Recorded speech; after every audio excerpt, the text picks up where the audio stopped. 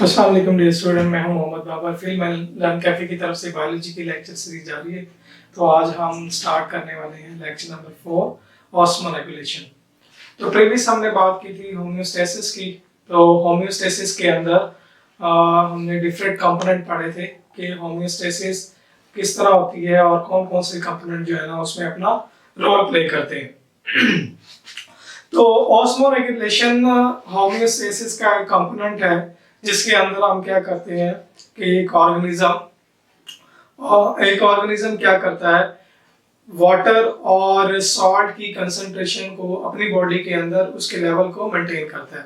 तो एक ऑर्गेनिज्म का अपने अंदर सॉल्ट और वाटर को एक स्पेसिफिक रेंज के अंदर रखना, ऐसी रेंज के अंदर रखना जो बॉडी के लिए फिजिबल हो, ना ही एक्स्ट्रा सॉल्ट रखना ना ही एक्स्ट्रा वाटर रखना। तो एक सूटेबल जो है रेंज के अंदर रहना वाटर और सॉल्ट की बैलेंस का, तो इसको हम कहते हैं ऑस्मोरेगुलेशन। तो ऑस्मोरेगुलेशन की डेफिनेशन की तरफ आते हैं कि ऑस्मोरेगुलेशन क्या है। Maintenance of salt and water within specific range to perform normal function of body. तो स्पेसिफिक रेंज के बारे में हमने चैप्टर नंबर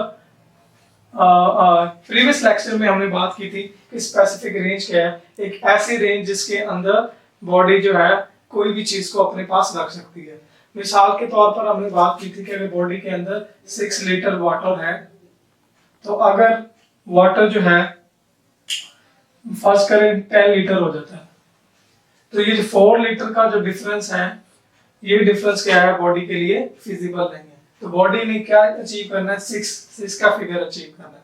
ठीक है, अच्छा ये होगी 6 की बात। अब 6 के साथ रेंज, अगर मैं कोई रेंज बनाऊं, मैं 6 से 7 तक की रेंज बनाता हूँ। ये मिसाल के तौर पर मैं कहता हूँ कि 6 का जो लीटर है और जो 7 लीटर है, इसके बिटवीन वाटर रहना चाहिए बॉडी के अंदर। तो ये एक रेंज है। अगर 6 या 7 को क्रॉस करता है वाटर, तो वो जितना क्रॉस करेगा वो बॉडी के लिए क्या होगा, एक्स्ट्रा होगा, और उसको बॉडी से उसको एक्सपेल आउट करने की जरूरत होगी। अच्छा, तो अब हम बात करते हैं osmoregulation is another mechanism of homeostasis. अभी मैंने आपको भी बताया कि ऑस्मोरेगुलेशन क्या है, एक और मैकेनिज्म है, एक और हिस्सा है होम्योस्टेसिस का। ऑस्मोरेगुलेशन को अगर हटाकर अगर हम होम्योस्टेसिस की बात करें तो ये मुमकिन नहीं। तो ऑस्मोरेगुलेशन भी होम्योस्टेसिस का हिस्सा है, ये भी बहुत बड़ा जो है ना रोल प्ले करता है।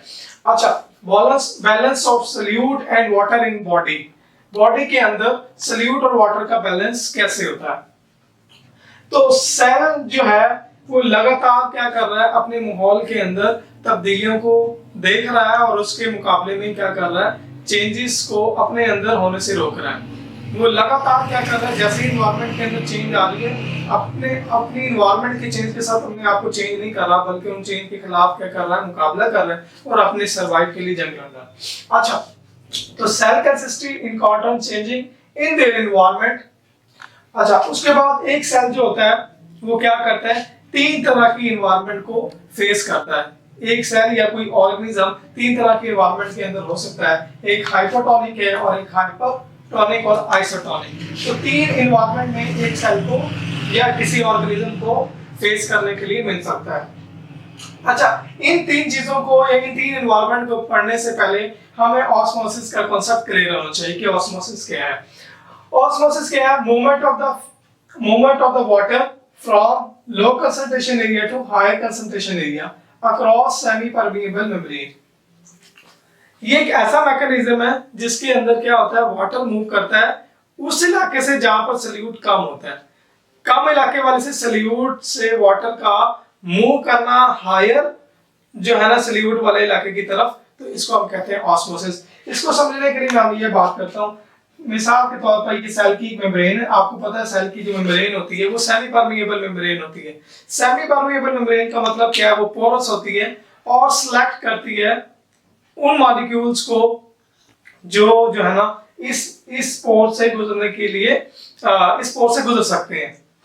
तो अगर आप देखें कि यहां पर क्या है, सॉल्यूट की अमाउंट, यहां पर एक सॉल्यूट की अमाउंट पड़ी है और ये सेल की एक्सटर्नल एनवायरनमेंट है। फर्स्ट करें ये सेल की इंटरनल है और ये क्या है, एक्सटर्नल एनवायरनमेंट है। यहां पर सेल को सॉल्यूट की जरूरत है, सॉल्यूट या वाटर की जरूरत है। तो बॉडी क्या करेगा, यहां से इन्वायरमेंट से वाटर या सल्यूट क्रॉस करके इसमें ब्रेन की तरफ जाएगा। तो ये क्या है, ऑस्मोसिस। अच्छा, यहाँ पर सल्यूट क्या है, बहुत कम अमाउंट में पड़ा है। अभी हमने ऑस्मोसिस की डेफिनेशन पढ़ी कि वाटर मूव करेगा लो कंसंट्रेशन एरिया से हायर कंसंट्रेशन एरिया की तरफ। अब आपको यहाँ देखें, इस तरफ देखें कि यहाँ पर सॉल्ट की कंसंट्रेशन क्या है, बहुत कम है। तो वाटर क्या करेगा, यहां से मूव करेगा इस एरिया की तरफ। ये सेल की इंटरनल एनवायरनमेंट और ये एक्सटर्नल। इंटरनल एनवायरनमेंट में सेल की क्या है, सल्यूट से ज्यादा है। तो सल्यूट से वाटर मूव करेगा इस तरफ। तो ये क्या है, ऑस्मोसिस है। अब ये इसके रिजल्ट में सेल को कौन कौन से चेंजेस का सामना करना पड़ सकता है, इसको हम आगे देखते हैं। तो हाइपोटोनिक कंडीशन क्या है, more concentrated internal environment as compare to external environment. अगर सेल की, ये देखिए यहाँ पर मैंने आपके लिए एक सेल ड्रॉ की है। इस सेल के क्या है, यहाँ पर सेल के अंदर सल्यूट की जो कंसंट्रेशन है वो क्या है, हाई है। सल्यूट की जो कंसंट्रेशन है वो सेल के अंदर हाई है। और यहाँ पर सेल के एक्सटर्नल एनवायरनमेंट में सल्यूट की कंसंट्रेशन क्या है, कम है। तो अभी हमने ऑस्मोसिस की डेफिनेशन के अकॉर्डिंग पढ़ा कि जहां पर सल्यूट कम होगा वहां से वाटर मूव करेगा सेल के इंटरनल एनवायरनमेंट की तरफ। तो ऐसे कंडीशन को हम क्या बोलते हैं, हाइपोटोनिक कंडीशन बोलते हैं या हाइपोटोनिक एनवायरनमेंट बोलते हैं। दोबारा रिपीट करूंगा, यहां पर सल्यूट कम है, सेल के बाहर सल्यूट कम है, सेल के अंदर सल्यूट ज्यादा है। तो यहां से वाटर क्या करेगा, मूव करेगा किसके अंदर, सेल के अंदर। अच्छा, इसके नतीजे में क्या होगा, सेल जो है वो क्या हो जाएगा, पानी से भर जाएगा।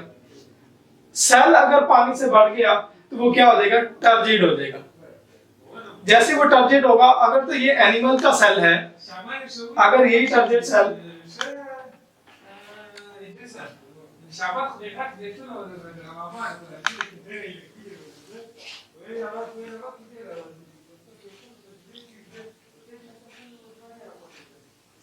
अच्छा, तो क्या है, अगर वाटर इसके अंदर, बाहर की इन्वायरमेंट से वाटर सेल के अंदर चला जाए तो ये सेल क्या हो जाएगा, फूल जाएगा, यानी टर्जिड हो जाएगा।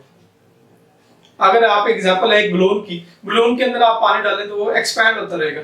इस तरह जब बाहर से पानी सेल के अंदर जाएगा तो सेल क्या आता रहेगा, एक्सपैंड होता रहेगा। अगर तो ये प्लांट का सेल है, अगर तो ये प्लांट का सेल है तो प्लांट के पास वैक्यूल होता है एक्स्ट्रा पानी इकट्ठा करने के लिए, और सेल वॉल भी होती है जो उसको ब्रस्ट नहीं होने देती।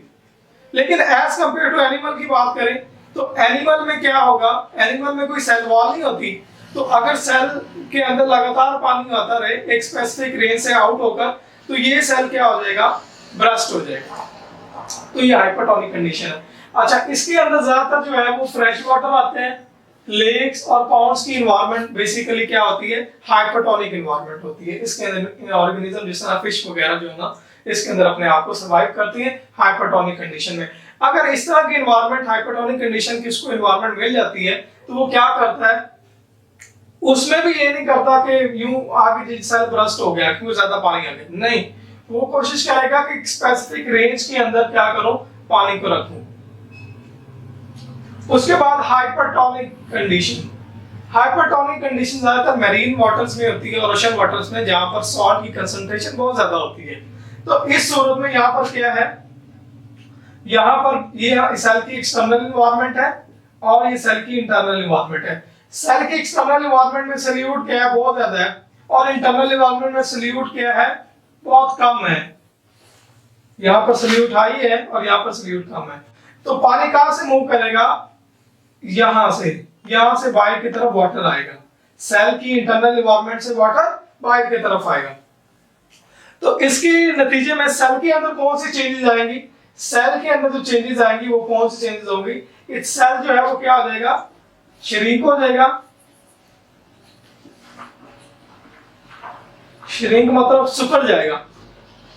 जब पानी इसमें से, अगर सेल अगर किसी बैलून में से पानी को अगर बाहर निकाल दे तो बैलून बिल्कुल सिंपल फॉर्म में, श्रिंक फॉर्म में आ जाएगा। इस तरह सेल भी क्या है, जब इसमें से सारा वाटर बाहर निकल जाएगा तो क्या होगा, सेल जो है ना श्रिंक हो जाएगा।